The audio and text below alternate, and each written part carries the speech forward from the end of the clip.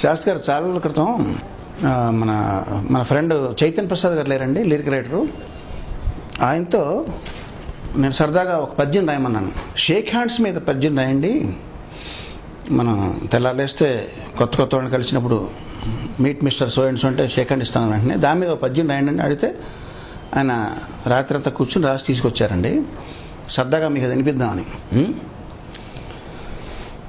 తలలోన పొలుసులై జిలపెట్టు చుండ్రును గోరార హాయిగా గోకు చేయి.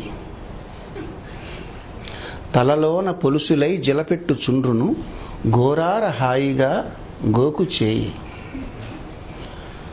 కళ్ళలో పుసులను వేళ్లతో తొలగించి వాల్జూపు సొగసు కాపాడు చేయి. జలుబుతో నాసిక జలపాతమవ్వేళ చీమిడి బర్రున చీదు చేయి. ముక్కులో కొలువైన పొక్కుల్ని నేర్పుగా కెలికి వెలికి వలుసు చేయి.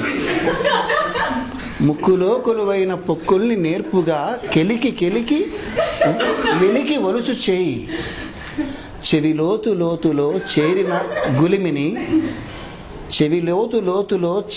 గులిమిని చిటికెన వేలుతో చెనకు చేయి. గజ్జలో కొలువైన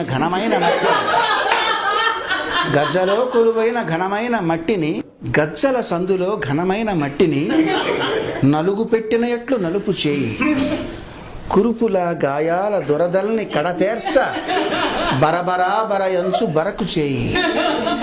మలమూత్రముల కంపు చెలరేగిపోకుండా పుడిసెడు నీళ్లతో కడుగు చేయి. లేదా అమెరికా వాళ్ళైతే టిష్యూ పేపరుతోన తుడుచు చేయి. అట్టి ఈ చేయి మర్యాద ఉట్టిపడగా నిన్ను తాకంగా ఇటు వచ్చుచున్నదోయి. ఎవని చేతిలో ఏముందో ఎవరికెరుక, 1000 రోగాల పుట్ట ఈ చేయి కనుక. చాలింక కరచాలనాలు చాలు, దండమెట్టిన వాడెరా ధన్యజీవి.